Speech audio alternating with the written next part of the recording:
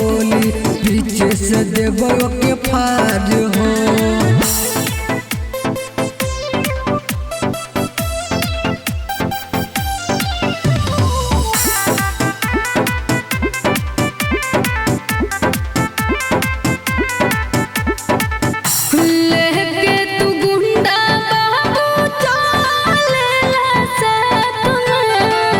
Rifle रहेला हरदम गोरी हमारा हाथ में।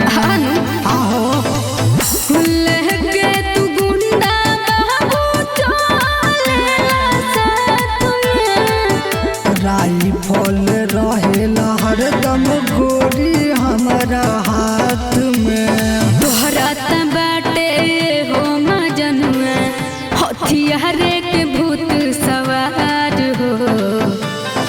कवन तोरा मजनुआ के बोली कवन तोरा मजनुआ के बोली पीछे से देबो के फाड़ हो। कवन तोरा मजनुआ के बोली पीछे से देबो के फाड़ हो।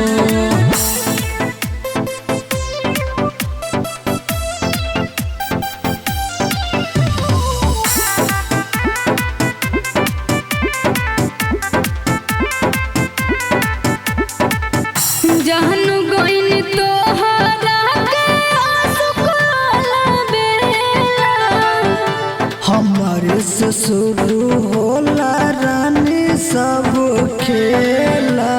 ठीक बा जहनु गोइन तोहरा के आसुकाला बेला। हमारे से शुरू होला रानी सब खेला। भइल बा तोहरो करे जा पूरा यूपी बिहार हो। तका जन तरू कवन तोरा मजनुआ के बोली कवन तोरा मजनुआ के बोली पीछे से देबो के फाड़ हो। कवन तोरा मजनुआ के बोली पीछे से देबो के फाड़ हो।